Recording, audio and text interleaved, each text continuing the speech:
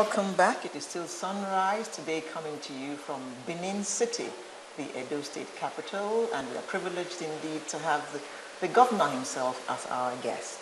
Now, Excellency, your party, the APC, had their convention, I think it was last week, and well, there were some reactions from some quarters. From your perspective, how was that convention? Was the conduct okay by you?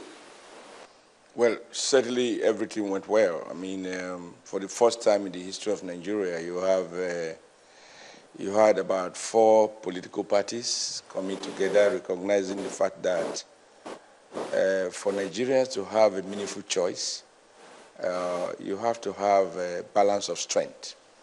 And we have seen that around the world, where democracy is flourishing, you have 2 major parties. And really, in terms of ideology, the world is basically divided into 2. Those who are happy with the status quo, the winner, survival of the fittest, everybody to himself, God for all of us. And those who believe that the state should create an environment in which, when wealth is created, appropriate tools of state are put in place to ensure fair distribution.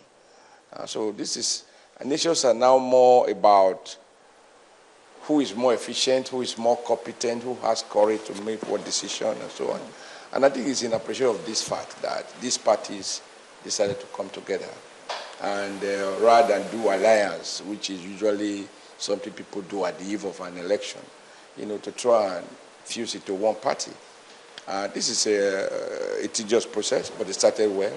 And I think one of our elder statesmen here, Chief Ikimi, was the founding chairman of the 4 parties. Mm-hmm. And they worked hard, and over a short period of time, they were able to craft a party together. And of course, subsequently, we had what we call interim leadership, which was chaired by a seasoned statesman, a former governor, and one that everybody respects as a guy who cannot be manipulated, who is, absolutely trusted and reliable. Mm. And he then took over after the Chief Ikimi Committee headed their work to provide interim leadership preparatory for the convention. And the first thing was to have party registration that again was new to Nigeria. I mean, over the years, members are registered sometimes in their bedrooms. But this time the party decided whether you are a governor, you are a shop floor member, go to where you vote and register there, which I think was extremely important. I had to go to my village to go and register. And not to register in my office or register in my residence, but to go to where I normally vote and register there. So for me, this was the foundation. Having done all of that, we had world congresses, then state congresses, and then the national convention. I think it went very well. We had 4 candidates, all of them obviously qualified, with many years of experience behind them, not only in party administration, but even in state administration. We had a former governor who was interested, a former deputy chairman of PDP who was interested, a former foreign affairs minister, former chairman of NRC who was interested, a former governor of Edo State who was interested. We were lucky we had 2 very strong contenders from Edo State.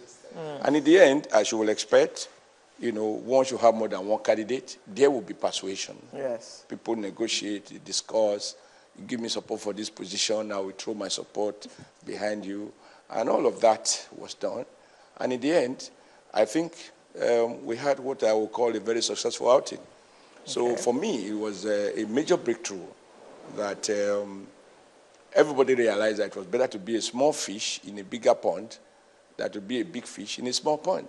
And we have to salute the leadership of people like Asiwaju, people like Buhari, and people like the former chairman of the MPP, Obunayaonu. Mm-hmm. These are people who were already leaders of their party who now agreed to be just one of the leaders of a much bigger party.